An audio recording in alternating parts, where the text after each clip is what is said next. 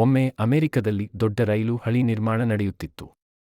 ಆ ಕಾಲದಲ್ಲಿ ರೈಲುಗಳು ಪರ್ವತಗಳನ್ನು ತೂರಿ ಹೋಗಬೇಕಾಗುತ್ತಿತ್ತು. ಅದಕ್ಕಾಗಿ ಗುಹೆ, ಟನಲ್ ಕತ್ತರಿಸುವ ಕೆಲಸ ಬಹಳ ಕಷ್ಟಕರವಾಗಿತ್ತು. ಆ ಕೆಲಸ ಮಾಡಲು ಹಲವಾರು ಬಲಿಷ್ಠ ಕಾರ್ಮಿಕರನ್ನು ಕರೆತರಲಾಯಿತು.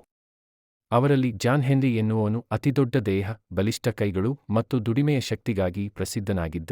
ಅವನು ದೊಡ್ಡ ಉಕ್ಕಿನ ಸುತ್ತಿಗೆಯನ್ನು ಹಿಡಿದು ಬಂಡೆಯ ಮೇಲೆ ಹೊಡೆಯುತ್ತಿದ್ದಾಗ ಕಲ್ಲುಗಳು. ಒಂದು ದಿನ ಕೆಲಸ ಮಾಡುವಾಗ ಅಲ್ಲಿ ಒಂದು ಹೊಸ ಯಂತ್ರವನ್ನು ತಂದರು. ಸ್ಟೀಮ್ ಹ್ಯಾಮರ್, ಆವಿಯಿಂದ ಓಡುವ ದೊಡ್ಡ ಕಲ್ಲು ಒಡೆಯುವ ಯಂತ್ರ. ಜನರು ಹೇಳಿದರು, ಈಗ ಜಾನ್ ಹೆನ್ರಿ ಬೇಕಾಗಿಲ್ಲ, ಯಂತ್ರವೇ ಕೆಲಸ ಮಾಡುತ್ತದೆ. ಆ ಮಾತು ಕೇಳಿ ಜಾನ್ ಹೆನ್ರಿ ಹೃದಯದಲ್ಲಿ ನೋವು ಅನುಭವಿಸಿದನು. ಆತನು ಹೇಳಿದ, ನಾನು ಮನುಷ್ಯ, ನನ್ನ ಶಕ್ತಿ, ನನ್ನ ಪರಿಶ್ರಮವನ್ನು ಯಂತ್ರಕ್ಕೆ ಹೋಲಿಸಬೇಡಿ. ನಾನು ಯಂತ್ರಕ್ಕಿಂತ ಶ್ರೇಷ್ಠ ಎಂದು ತೋರಿಸುತ್ತೇನೆ. ಯಂತ್ರವು ಶಬ್ದ ಮಾಡುತ್ತಾ ಬಂಡೆಯನ್ನು ಕುಟಿಯುತ್ತಿತ್ತು.